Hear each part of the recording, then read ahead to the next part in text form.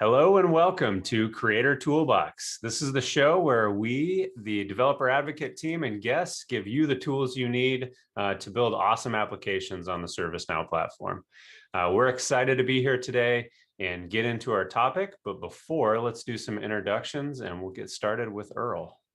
Hi everyone, my name is Earl Duque. I am new to the team. I'm the newest developer advocate and I just joined last week. Still getting my bearings straight, but seeing a lot of cool stuff in the background and really excited to get some stuff out. All right, Yaron. Hi, my name is Yaron Gez, and I am the engineering manager for the Playbook Experience team. Hey, my name is Chuck Tomasi, Senior Developer Advocate at ServiceNow. Been here since 2010. Customer for a couple of years before that. I am always excited when it comes to new features, new tools that can help build things faster, improve old processes, and we've got one for you today. All right, and my name is Brad Tilton. I'm also a senior developer advocate with the Developer Program. I've been developing on the platform since 2008 as a customer, partner, and employee now. I'm also excited about today's topic, getting into some things that I have not had a chance to play with a ton yet. So I'm excited to see, what we have coming out in Rome with Playbooks. But before we get into that, Chuck, do you want to make a few little announcements about the content that we have coming up in the near future? You bet. Near future and recent past. If you missed it, TechNow episode 88, go to devlink.sn/TechNow, look for episode 88. That's the one that gives you the overview of all the Rome platform features. Look for that, watch it. Double speed if you like, but be warned, I talk a little quickly in some spots because it is a lot of information and a little bit of time. We also have last week's Breakpoint podcast with Jake Berman talking about all things new in Flow Designer and Integration Hub. We've got ATF coming up next week with Daniel Drace. We've got another Tech Now coming up on August 31st. If you haven't registered, go register. I believe the registration page is up. devlink.sn/TN89reg, because that's episode 89. We'll be doing encryption, the options available, and which one is a better fit for what use case. Talking to Pierre Rohel about that, one of our product managers, to really understand all the different varieties of encryption. I thought this was going to be kind of a niche thing, but in talking with some Tampa Bay developers recently, there was some great interest in it. Like, yeah, I got a customer who wants that. Tell me more, because I'm always confused. It's one of those things where there's a lot of options. So join us for that. All right, thanks, Chuck. Well, let's get into it. We're going to talk about playbooks and Rome today, and maybe Yaron, you can give us a little bit of background into what is a playbook and when I might use it, and then kick us off for what we're going to see. Sure, I'll go ahead and share my screen. All right. So yeah, today I'm going to be talking about Playbook Experience and specifically the exciting features that we launched in Quebec and Rome. Back in Tech Now 81, I did a two-part series on Playbook Experience and Process Automation Designer, which really established what a playbook is, how it's powered by Process Automation Designer, how that is in turn powered by Flow Designer. I do recommend you check it out if you're a first timer to Playbook. We'll give a brief refresher here though as well. So first, little introduction, as I said at the top, my name is Yaron Gez. I'm the engineering manager for Playbook Experience. I've been at the company for almost 4 years. And before that, I was a co-founder at a data security startup, and I worked in finance and mHealth before that. So brief refresher on Playbook Experience and Process Automation Designer. These are two separate products, but they work really well together. Process Automation Designer is a no-code designer for authoring cross-enterprise workflows in a single unified process. It's a process builder. It's powered by Flow Designer. It's extremely flexible.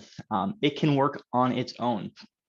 Playbook Experience, on the other side, is a UI platform for viewing and interacting with business process workflows in real time. So it's a really extensible UI layer that can work with multiple types of business process workflows, but they go really well together.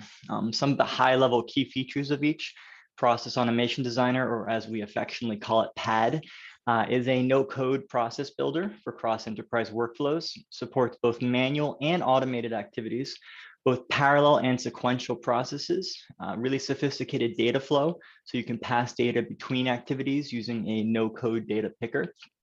And it's all powered by Flow Designer, which means it's extensible, very extensible, connects with everything else in the Now platform that we know and love, from service level management, performance analytics, machine learning, so on and so forth. On the other hand, Playbook is a bidirectional representation of business process workflows. So it goes in both directions. You can view it and you can interact with it. Our goal is to provide an alternative to multiple tabs, forms, and lists for getting work done on the platform. We really want you to be able to do everything you need to do to get your job done within a Playbook. Supports real-time live updates, so you never have to refresh. Supports processes that were built in PAD as well as HR lifecycle events, and we may extend that in the future as well.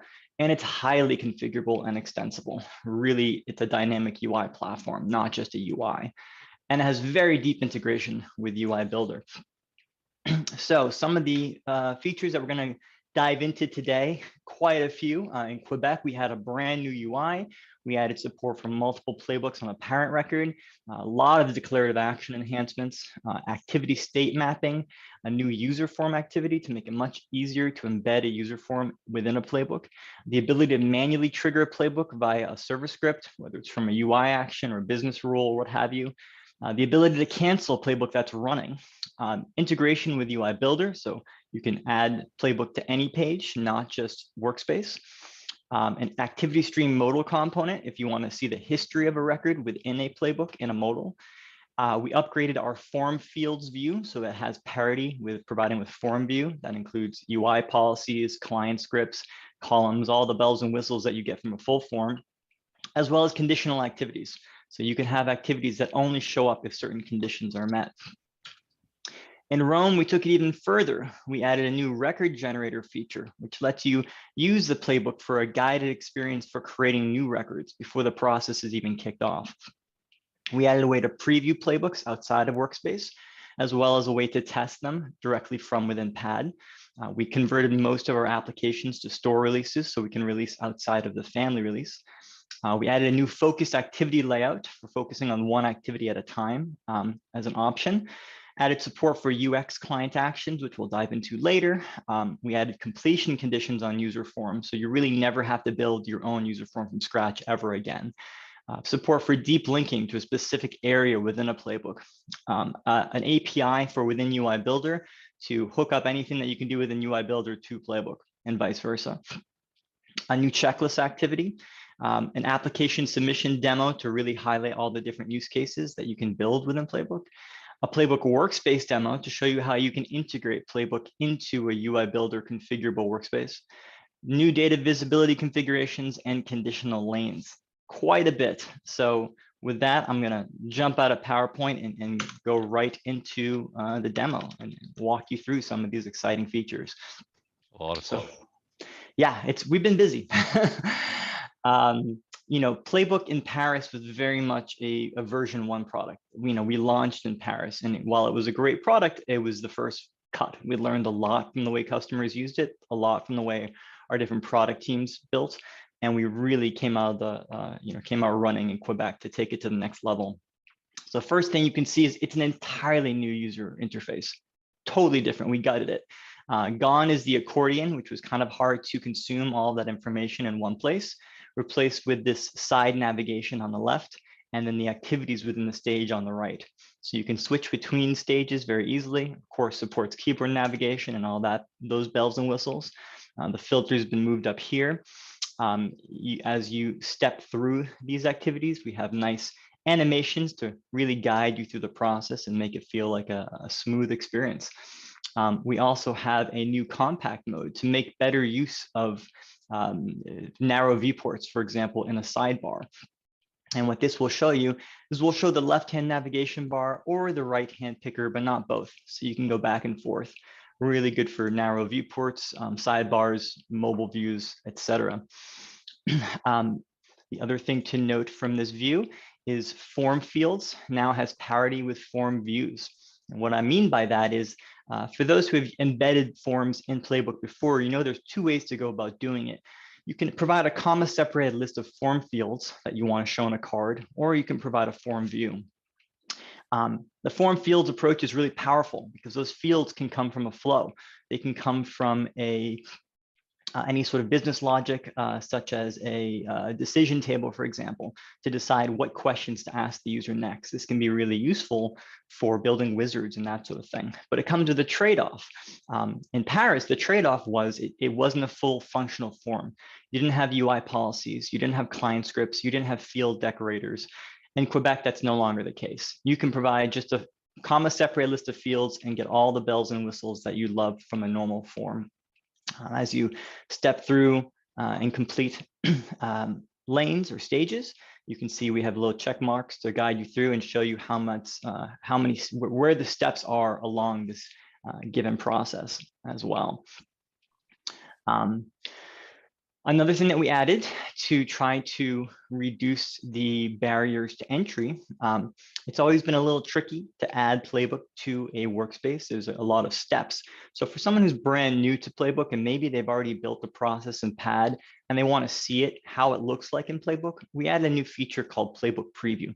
There's a few ways to get into Playbook Preview. The easiest is directly from the Playbook menu under Playbook Experiences. You can just click on Playbook Preview. This will take you to a nice landing page where you can choose your parent table, choose your parent record, choose your Playbook experience that you want to see it for, and then you get to see a fully functional preview of this playbook. This is real. You can, as you step through this, you were actually stepping through this playbook.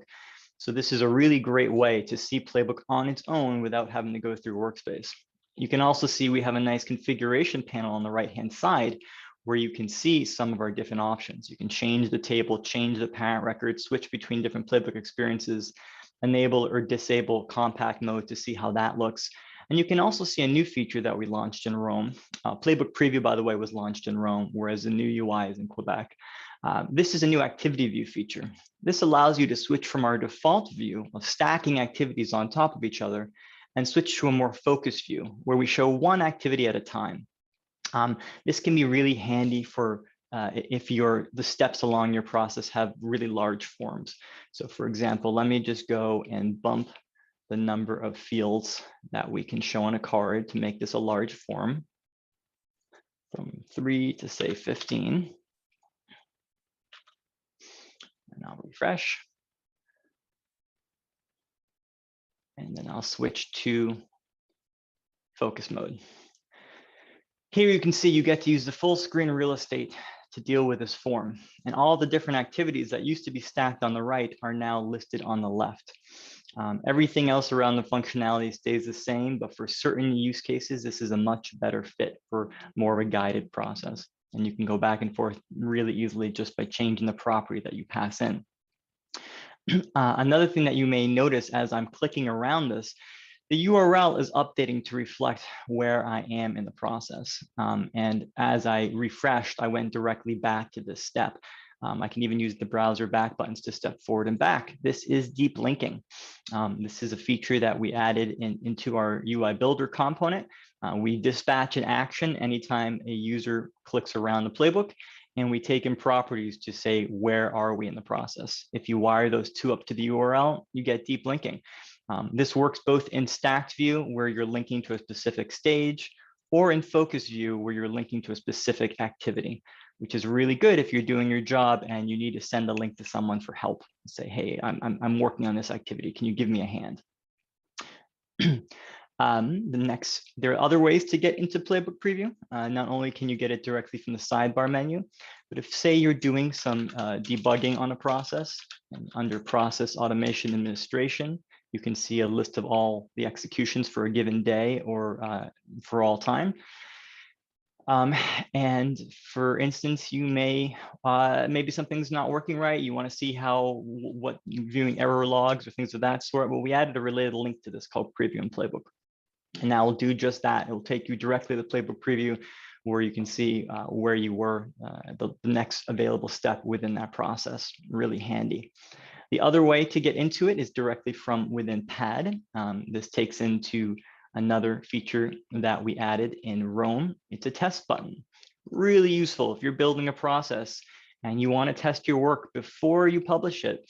All you have to do is click test, choose which record you want to fire it on. I'm going to choose the same record from before. This was 04. Run test. It will kick off that process on that record and provide you two options. So process admins can go in those process execution details that we already showed, or you can go directly into Playbook Preview from here, and that will take you there as well. The other thing to note, which is tied to this, is that we now have multiple playbook support. So you can see as soon as I hit test, a second playbook just showed up on the left-hand sidebar here. This is the second run of this because I just executed a second time. In Paris, we would only show the first process that was running for a given parent record. Not anymore. Now you can kick off the same process multiple times if you want, or kick off different processes. They'll all be listed on the left-hand side with deep linking again to switch between them. So that is also a really major feature introduced in Quebec. Yaron, did that show up live or did you refresh? That is live. Everything is live. So if Far out. Okay. Great point. If I do another test here and say the same record. If you get a whole bunch of them, you might have a bug somewhere. It just pops up. Yeah, you should never have to refresh a playbook to see the latest and greatest of what you're working on. And that's really important because Playbook is not required to do any of this work. So for example, if I step to this next step, we can see that this form is powered by a wait for condition. It's waiting for the assigned to be able. Now, in this case, it completed right away, instantly, because I already assigned the wait for condition. I assigned the assigned to previously. If I kicked off another one, the moment anyone sets the assigned to from anywhere in Playbook or not, that would just automatically complete. You should be able to do your work in Playbook or do your work outside of Playbook is the real goal. Couple of other things you may have noticed from here is we have declarative actions are no longer just at the activity level. They are now also at the stage level and at the Playbook level, which is very useful. So these can run service scripts, client actions, UX client actions, just like the regular activity actions, but now they'll run against the parent record. This is really useful for doing stage level activities, Playbook level activities, and you can also think of it as a replacement for UI actions. If you really are buying into Playbook and using it as a replacement for your form, you need a place where you can take actions on that parent record, and you can now do that at this Playbook level. You can get to here from the same Playbook menu. You'll see under actions, there are now Playbook actions, stage actions, activity actions. And these conditions have been extended accordingly. So if you only want to show an action based in a specific stage or a specific stage status, only show it if the stage is in progress. Really, really flexible here. Show it on a specific parent table or a specific parent record. Lots of functionality for all your record condition builders as well. We also have introduced binding declarative actions to Playbook experiences. In the past, all declarative actions were global. You create it once, it shows up everywhere. And that introduced a lot of challenges for developers and for process owners, because a lot of times you'd only want your declarative action to show up in your Playbook experience. You don't want it to show up in others. Well, now you can bind your declarative action to a specific Playbook experience, and it will only show up there. If you do want it to show up everywhere, you have to bind it to our global Playbook experience. So we took care of that ourselves for all of our default out-of-the-box declarative actions. But if you are upgrading from Paris to Quebec and you do have custom declarative actions you've created, you're going to want to make sure to bind them to the global Playbook experience for them to show up. We took that one step further as well and gave the ability to bind to the activity definition optionally for another extra layer of granularity. That's really, really useful because it allows you to create a declarative action once and reuse it across multiple activity definitions and not have to keep recreating it. So perfect example will be our view record declarative action. This dispatches a client action to open a record in Playbook. However, that's wired up. And we can see we've tied to the global table because it can work on any record. We don't have any record conditions. You can open any record, but obviously you don't want to see that on every single activity. You only want to see it on specific activity definitions that it makes sense. So in the bottom, you can see we bound this view record declarative action to the create record activity definition and the create task activity definition with the condition to only show it once the activity state is complete. This is a great way to see the record that you just created after the fact. This same related list exists in reverse on the activity definition form itself. So if you scroll to the bottom of the form, you can see all the actions that are added to this activity definition, and you can easily add new ones as well. So you can see that this also has a save button, a reusable save button. You don't have to keep recreating it every time. So that's another really useful feature. The other thing you may have seen in the top level here is this ability to cancel a playbook. I'll show it from within Workspace. This is a new feature we launched in Quebec. When you trigger it, it shows a modal to give some reason for canceling. And it will go and cancel the playbook and even show to future users why it was canceled. You can see that lanes that haven't started yet are marked as canceled. Activities that haven't started yet are also marked as canceled. Ones that are complete, stay complete. Ones that are in progress, it's a little tricky because we can't safely kill a flow that's running. We don't know what it's doing. It may be in some in-between state. It may have already made an API request. Typically, we have to wait for it to do whatever it's doing before we can kill it. And so a lot of those flows will stay in progress until they finish. However, there is a way around that using activity state mapping, which I'm going to show in a little bit, but we'll get back to that later. Canceling playbook was introduced in Quebec. In Rome, we added a scriptable API. So if you don't want to use our declarative client action, you want to do it within a UI action, you want to do it within a business rule, you'll be able to cancel all playbooks for a given parent record or a specific playbook for a given parent record. The other declarative action that I showed here briefly was this view history. I mentioned that at the top, we have a new component for showing activity stream in a modal, pretty useful. You can get to that if you look at our example. Just type in history here. All you have to do is choose this component. Now Playbook activity stream modal connected, implemented as a UI component, and that will show you the full history for whatever activity it's associated with. This next feature is one that I'm very excited about. We launched in Rome, and that is called Playbook Record Generator. That's the ability to create new records using Playbook. Now, I just created a new interaction tab. All I did is hit new interaction, and I'm on a playbook right away. There's no form. Now, nothing's been saved yet. The URL you can see is still new record. It says new interaction. I can do this over and over again. I'm not adding anything to the database. I'm not kicking off any processes yet, but I am directly in a playbook. How does that work? You know, workflows at ServiceNow across the board, whether it's business rules, workflows, flow designer, pad, they all require a record to exist. You know, you need some trigger. A record has to be created or updated. And here that's not the case yet. What Record Generator does is it lets you choose which process definition you want to show to the agent to give them this guided experience. So I'll show you how that is configured here. I'm glad you clarified that for us, Yaron, because it was confusing me. Like, how does this differ from just a blank form? And I didn't realize you have actually launched the playbook for in all other types of processes. You got to have a record that triggers a workflow, a flow, something else. This actually flips that on its head. Exactly, and it's been, since we launched, it's been our #1 asked feature, and for the longest time we just said, sorry, it's not possible. It's a fundamental nature of ServiceNow workflows. You need a record before the process can start. And then we had the idea of, well, the agent doesn't really care about that. The end user, we can show them the process that's going to run before it actually runs and give them a seamless experience. So for example, what's the use case for something like that? A guided experience for record creation. So instead of interaction, imagine I'm actually going through a really complicated intake process with multiple steps. You can imagine different steps of this process are collecting different information from the agent who's working on this, whoever that end user is. So the first step of that process might be just choosing, in this case, the interaction type and some short description.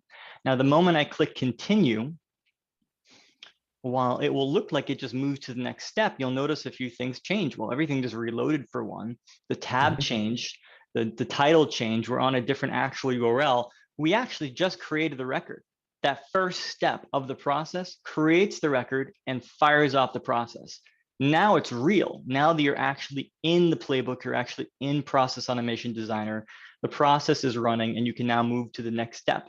And also because the record has been saved and tied to a real running process, you can go home for the day and pick up where you left off the next day. Another agent can pick up after you when your shift changes. Wherever you were in that intake process is saved and shared across all other users. So it's really powerful to help you get this really nice multi-stage, multi-activity process for creating new records. It could be as simple as taking a really large form and breaking it into steps. Really simple. But maybe part of that process is creating some child records. Maybe part of that process is determining related records that need to be chosen based off of some conditions in some other form. There's a lot of different use cases when it comes to Playbook because you can collect arbitrary information from the agent and do whatever you want with that information. So the way we configure it here is under Playbook Experience record generators, you make a new entry. And all you have to specify, let me just land on a new form here. Let's switch to the right scope.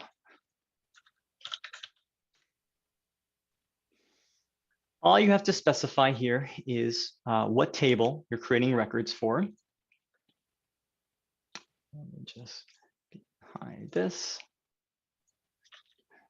What table you're creating records for, what process definition you want to show to the end user. So I'm showing this Playbook Experience demo. And we're going to insert a new activity as the first step in the process. We often call this activity the record generator activity. This is the activity that will create the record, but the agent doesn't necessarily care about that. So we let you call it whatever you want to call it. In this demo, we're calling it choose interaction type because that's what you're doing.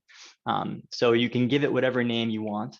And then we need to embed some form in there to create the record. So you tell us which form. So in this case, we created a form called Playbook Record Generator. We added a couple of fields to it, type and short description. And that's what you see here. Typically, this is just going to be the minimum set of required fields needed to create the record. Whatever is really required on that table is what you'll want to put in that first step to get the ball rolling. We also have this optional section here for template fields. If you want to pre-fill these values with something, you can see we're pre-filling the short description and the type. The fields you want to pre-fill don't even have to be in the view. So you can associate things up front. You can do any sort of configuration. Our component even has a record generator query. If you want to override these on the fly with maybe something in the URL or a client action that you want to bind to, for example, and maybe you want to associate this with the parent record. Again, we're really trying to replicate the form experience so that Playbook is all you need to do your job. And you don't start in a form and then end up in the Playbook, you start in a Playbook. And at that point, you're live. And you can see even after it's running, that dynamically inserted record generator activity is still there. We just mark it as complete so that you can go back to it and see what you've done. All this is powered by the standard set of Playbook tools. So this is a declarative action. If you want to change the continue button to something else, if you want to add some special restrictions on who can see it or where it's shown, it's all configurable as you want. This has that same oh my gosh moment as record producers did for me back in 2008. The simplicity, the user experience, but yet the power that it unleashes is just amazing. Oh, well, thank you. I mean, that's the goal. And we looked at record producer for a lot of inspiration. You know, they are different processes.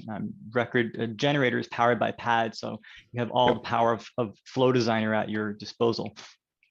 It's less sort of tied down to a preset process. It can be very dynamic. So that was launched in Rome. Jumping back to Quebec, another feature that was really big in Quebec was activity state mapping. This is a tricky one, but was a big game changer. Now, if I click skip here, it shows that my activity has been skipped. That doesn't seem like anything special, but that wasn't possible in Paris. The reason is that in Paris, and by default, the states that we show in a playbook come directly from the flow. If the flow is in progress, it's in progress. If the flow hasn't started yet, it's pending. If the flow is complete, it's complete. So everything is powered by a flow. So even though I click skip, the flow ran and the flow finished. If we look at the flow powering this, it's a basic wait for condition. It creates a flow data record, which is just a standard status record. Waits for that status record to be completed, skipped, canceled, or error, and then it's done. So I click skip, this situation satisfied, it's over, and it shows complete.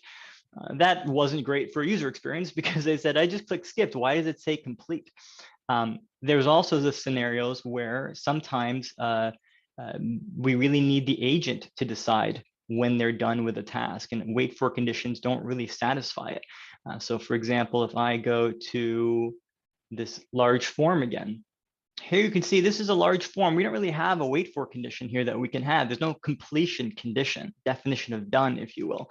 The agent is reviewing this child record. Maybe they'll change the assigned to or the state, or maybe they won't. But at the end of the day, we want them to say, I'm done. There was no way to do that because everything had to be some condition for the flow to finish. So a lot of teams were coming up with really creative workarounds, really complicated wait for conditions to see if something's changed. A lot of teams were just adding a hidden state field. They'd add a playbook state that wasn't shown, and they'd have the mark complete change that playbook state to done, and then the wait for condition was on that. And we don't want you to have to change your tables just to use playbook. This should work for anything. So what we launched in Quebec is activity state mapping. And the way it works is, let me go back. If we look at, I'm going to jump into Process Automation Designer and pull up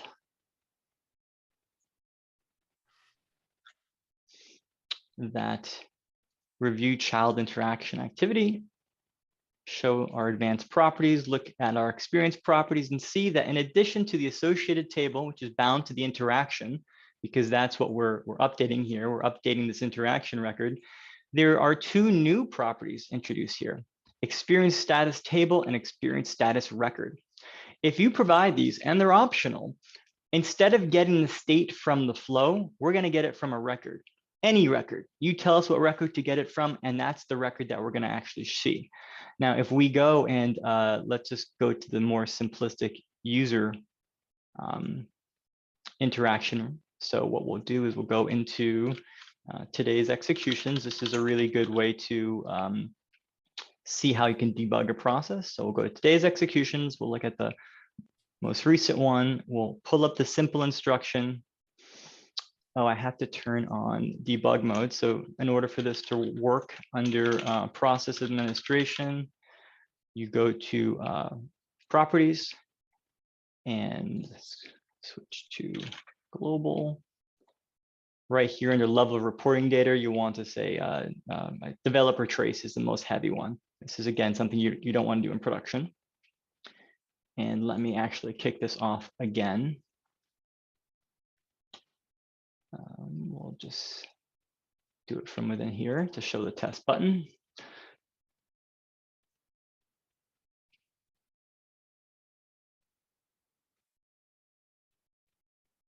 Great, so it's running again. And here's the instruction step. So we'll go again to today's executions. We'll see that most recent one that's running. We'll pull up the simple instruction, and we're going to open it at the bottom in Flow Designer. So here's where you can see what's powering it. And I can see that this has created a flow data record, and it's waiting for it to be marked complete, canceled, and so forth. Well, I'm going to open up that flow data record in a new tab. And I'm going to put it next to the view here, next to workspace. So we can see here, the state is pending, and we see it as in progress here. When I mark it as complete, we can see this just changed to complete. If I go vice versa, I can put this back in progress, and all of a sudden this will update. this is getting its status, not from the flow. In fact, the flow's done. I click complete, the flow's satisfied, it's over. But instead, it's getting its status from this record, back and forth. I can do skip again. After it's over, it'll go to skipped. I can hit restart from here. It will go back to in progress. This really frees up a lot of possibilities, because no longer are you restricted to what the associated record is or any conditions around that. You can get it from any record. So not only can you see that we're able to restart things, skip things even after the flow is done, going back to that other scenario here with this record, the user can update this record, decide when they're done, or skip the step entirely, go back and say, oh, actually, I had some other changes I wanted to make, restart, bring it back again. Out of the box, this works with these flow data tables, but we allow you to use it for any table that you want. All you have to do is just set up some mapping rules. So if you go to under Playbook Experience, you choose your experience, we'll go to the global, you'll see there's a new status mapping tab here. And you can see our out of the box mapping rules for flow data. You just choose a table and you tell us where to get the status field from. In this case, it's the state field. And you provide some bidirectional mapping. You say, hey, when this is set to scheduled, well, we don't have scheduled in Playbook. What does that mean to Playbook? And so here you can see scheduled is mapped to pending. So we'll set this to scheduled, and this will go back to pending. Vice versa as well. The other bidirectional mapping is when we say, hey, I want to restart this. Well, what does in progress mean to you? It means in progress. So this will go and set this to in progress. So those mapping rules will let you use whatever table you want. If you already have some table that's controlling your process task, process state, you can tie it to there.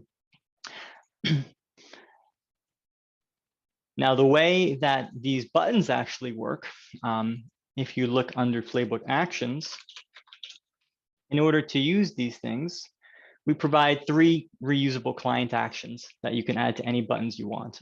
Mark complete, skip, and restart. So if we actually, easier way is to look at them on an activity definition. So if I pull up, say, the instruction, or let's actually see the user form. We can see the user form activity definition here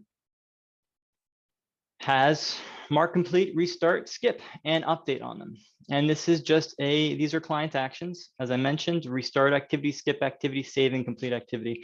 These take care of all that implementation details for you. We don't expect you, the citizen developer or the process owner, to know about those intricacies of what record to update and what status to change it to. You just tell us to skip it. We'll figure it out.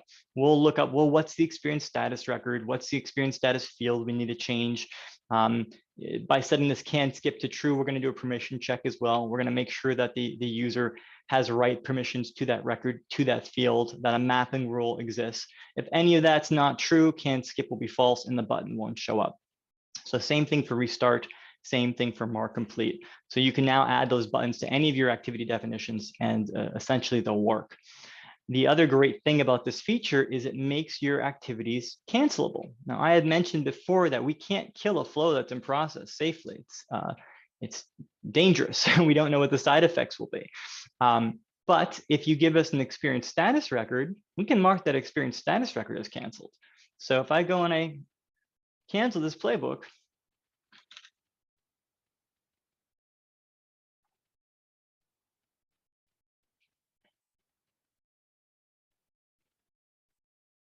it's able to cancel those tasks because there's an experience status record that it can mark as canceled. So it really allows the flow author, who's ever building that activity, to make their flow cancelable. It allows you to provide a graceful exit, if you will. You can say, hey, at any point in time, if someone ever canceled this playbook, this is what I should do. Maybe I want to fork down and do some cleanup operation, or maybe I need to wait for my call to finish and then end. So we put that power in the flow author's hands to control their own cancel logic, their own skip logic, their own complete logic. So really exciting feature that we launched in Quebec. If they cancel a playbook, is it able to insert new action steps into the playbook so that a person can know to reverse some of the things they might have done earlier? Are you saying can the playbook insert new activities into a running playbook? That's correct. That feature is coming in San Diego. Oh, So okay. we're calling it optional activities, and it will be the ability to dynamically insert a new activity. But yeah, before that, you can't do that. Well, the way that we usually get around it is with conditional activities. So if you add those activities to your process automation designer and you make them conditional on some operation, they'll only apply when they apply.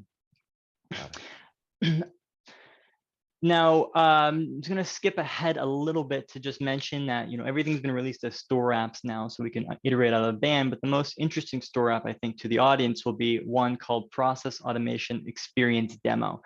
All the demos I've been showing today, the out-of-the-box processes, the demo declarative actions, all the special configurations, that's all in this demo app that you can install. It's the best way to learn Playbook and all of its intricacies is just to see how we did it. And so you can install that via the store on a Rome instance, or you can find it in the standard plugin list on a Quebec instance. I think we had it in Paris as well, but we're always adding to it. Every time we add a new feature, record generator or whatnot, we showcase it in that demo app. A really interesting example that we added is a new demo application submission process. This is to show how you could take any sort of application process, whether it's a gym membership or a credit check or you name it. Just we made it nice and generic, and it shows things such as record generator, UI policies within a form to choose, in this case, an existing customer, uploading documents that a user will have to submit, whether they're submitted through the Playbook directly or whether they're submitted through some other mobile app or customer portal, it doesn't matter. As soon as those documents are submitted, the activity completes. We show sequential or rather parallel activities here where you can see different review steps where you can review these different documents, modify them, mark these steps as complete. We show integration with the approval system that's built into ServiceNow and how you can request approval from 3 different groups of users in sequence. And we can see the list of approvals and who this is waiting on, and open up any of these approval records in a new tab, approve or reject, see live update firing, and see the step automatically completing when someone approves or rejects, and be able to see who it was that approved and rejected. And as well as conditional lanes. If someone goes and rejects a step, we can skip over the next approval since it's already been rejected and have a whole application rejected stage appear to have a rich text email where you can send to the customer about why, as well as a conditional lane about when it's approved. All of this was just built with these base platform functionalities. So it's a really great way to learn by just looking through it, looking through that process, seeing how we built it. The next thing I'd like to show is our UI Builder integration. So in Quebec, the company launched UI Builder, a really, really powerful drag and drop application builder. And we were right alongside with it. So Playbook launched in UI Builder in Quebec, and then we really expanded upon it in Rome as well. We're drinking our own champagne. So the Playbook Preview that I showed at the top was actually built within UI Builder. So you can just go and see how we built it as well, which is a great way to learn how to use UI Builder. And you can see that our Playbook connected component takes things,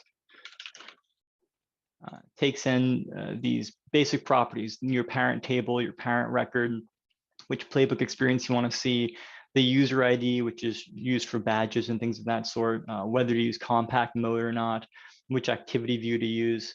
Here are the deep linking properties we talked about before, the record generator property we talked about before. If you've created any declarative actions that are of type UX client action, you can bind them to anything in UI Builder, maybe show a custom built modal or an alert or open up a new tab, whatever you really want to do. We have events that you can respond to as well, opening records, opening lists. In Workspace, it makes sense. You open up a record in Playbook, you want to open up a new tab, but maybe you're building a dashboard and that's not what you want to do. Maybe you want to show a modal or update a sidebar when they open up a record. Same thing with lists. Notifications as well. Maybe you want to display notifications in a way that makes sense for your app. Playbook record generated. Once you create a record with record generator, what should we do? Do you want to navigate open up a tab with that new record or just refresh the playbook with the new record. It's up to the page author. Playbook activity user interaction is a really powerful one. We fire that every time a user interacts with any activity. This is really powerful because you can do things like update your contextual sidebar, maybe change the agent assist to show information about that activity. Our CSM configurable workspace added that functionality in Rome, where they'll show related records in the sidebar that are related to whatever task you're working on in the playbook. It's really limited by your imagination. And the update selection is used for deep linking, again, so that you can update the URL accordingly anytime they update their selection. I think the only other thing I really want to talk about, a couple of more configuration items to know about that launched in Rome. So we have here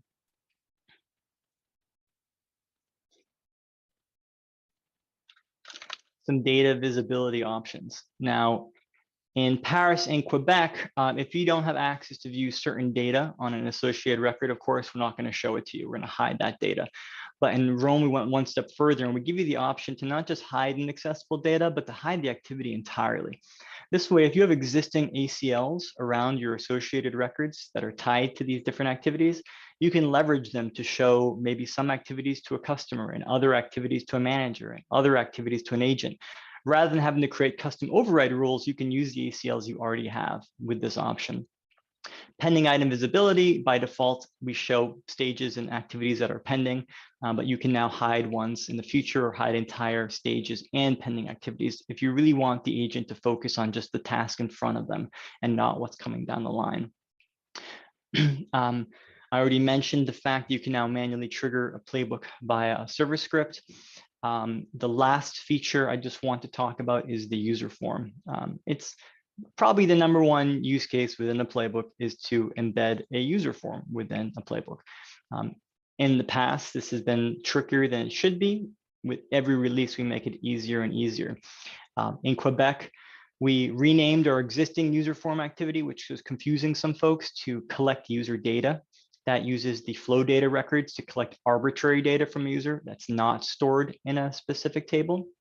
An example would be maybe you want to send a Slack message. You don't have a table to store what channel and what message, and you don't want to create a table. So you can create a data definition that says, I need to collect a channel string and a message HTML, and I want to use that in Flow Designer to go send a Slack message. That sort of arbitrary data you would use collect user data for. I'm not going to go into it because it's kind of complex. There are labs out there on how to do this if you're interested. And there's also a blog post on the community site on how to do that. So we renamed that user form to collect user data. And then we made a new user form in Quebec that is specifically what you see here. You choose a form view, you choose some form fields, some other optional items you can provide, and it will show that user form with skip, update, and mark complete buttons. Using that new activity state mapping feature. The user can choose when they're done with the form, click mark complete or skip.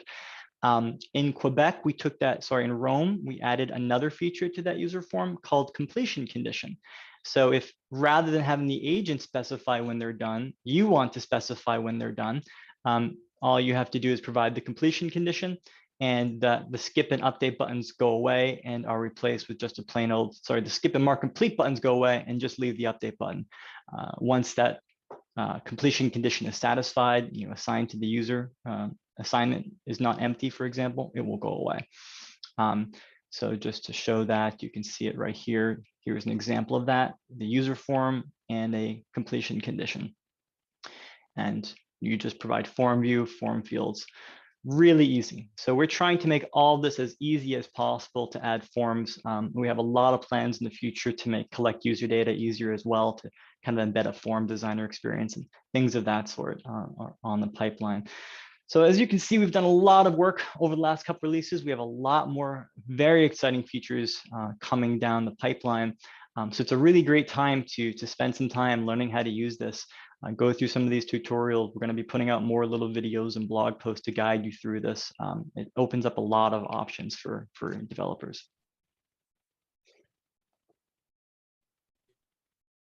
Awesome. Thank you for that. My head is full of ideas and things that I want to try and Yeah, here's the fire understand better. hose. Good luck.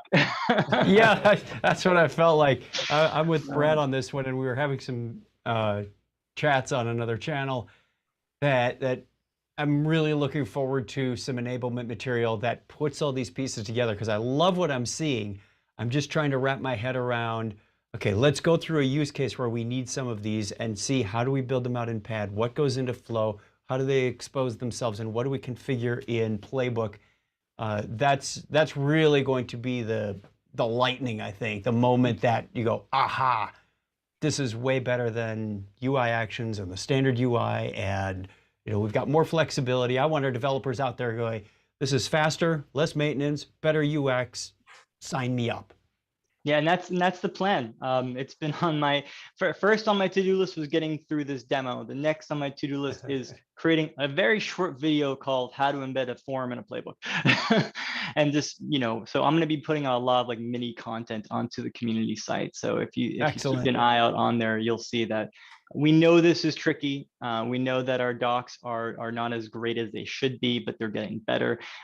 We really focused on power first. Give as much enablement as we can to you. And the common thread we've been finding with people, whether they're solution consultants or customers or folks within our own company, is that once they get past that initial ramp up and that learning curve, they love it, because this can do anything. Whatever idea you want to build with Playbook and Pad, you really should be able to. From the perspective of a new ServiceNow employee coming from customers, the entire time you were presenting it, I'm like, oh man, there was so many situations where I know our help desk would have loved some more of these things for onboarding their employees, or even just taking over from processes. I don't know, from my perspective, there's a lot of use cases that it's pretty much endless of the use cases you could do throughout the system to utilize Pad and Playbooks. I am going to go talk to my old team and let them know. Please do. I mean, my biggest evangelizing is done within the company for things that we have that are painful, really complicated multi-step processes, like releasing an app to the store, things like that. And they're all buying into it. They're all saying like, yeah, you know what? This would be a lot easier with a Playbook, because you can have knowledge articles along the way. You can have related records. Rather than having to folks track multiple approvals across multiple related lists, it can all be in one place. Yep, we've got ideas percolating right now where we can use this. Even setting up this live stream would work well with a Playbook. That's great to hear. Anything else to screen share? Sure, if we have some extra time, I have some other stretch material to go through. So just feel free to cut me off. Yeah, cut me off whenever we're done. I can show some. Another exciting feature that we launched in Rome is a checklist activity here. You can see this checklist task. Now, previously, as of Paris, even you could enable a checklist on any activity. You just check off the show checklist, but that activity would always have to have a checklist attached already. For those not familiar, checklists can be attached to any task record. But in Rome, we added the ability to just make that a lot easier. And what we do is all you have to do is provide a checklist template. That's it. Everything else is optional. If you give us a task record, we'll attach it. If not, we'll create a generic task record. You can choose to show an SLA timer if there is one, and you can choose to make that checklist task skippable. And the way this actually ends up rendering to the user.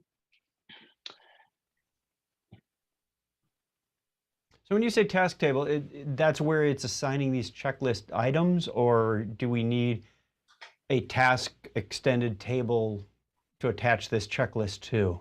You need a task extended table. So okay, so you can't do this willy-nilly on any old non-task table. Yeah, and that's just the way the original checklist engine was built. It just lets you, anything that extends task, it can be connected to. So we just said, well, if you don't have one, we'll just create one on the fly. So you can see here's just a generic task record that we created, and we attach that checklist to it. And once that checklist is done, as in it's been selected, whether in Playbook or whether outside of Playbook, as soon as all those steps are done, the task completes automatically for you. Or you could click skip and skip the entire step altogether. So it's pretty useful. And this, like many of our enhancements to out-of-the-box activity definitions, It's not a new platform feature. We built this using Flow Designer, using Pad, using Playbook. So it's another great learning example to just look at how that flow works, how that flow creates records, wait for those records to be marked as complete, loops back over again to see them. It's a really great way to learn the sort of things that you can build with the platform today, but it seemed useful enough to just bundle as a core feature. So that's, one new thing that we added. Let me see, I skipped something else here.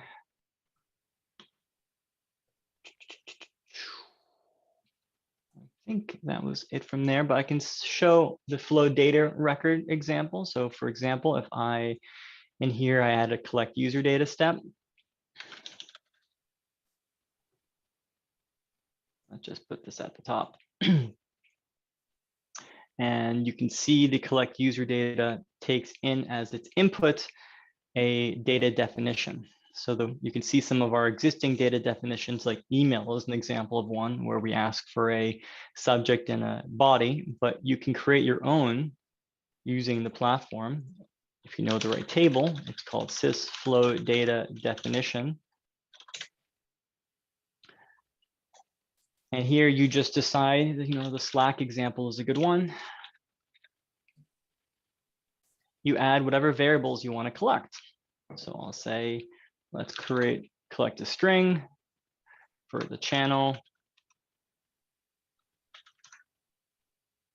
And let's collect an HTML for the message.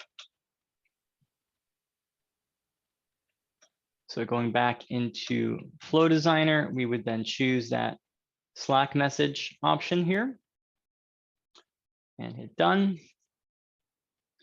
And if we test this, it was actually just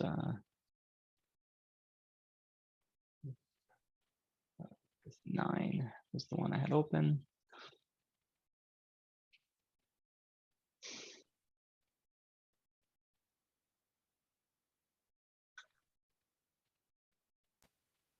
There it is.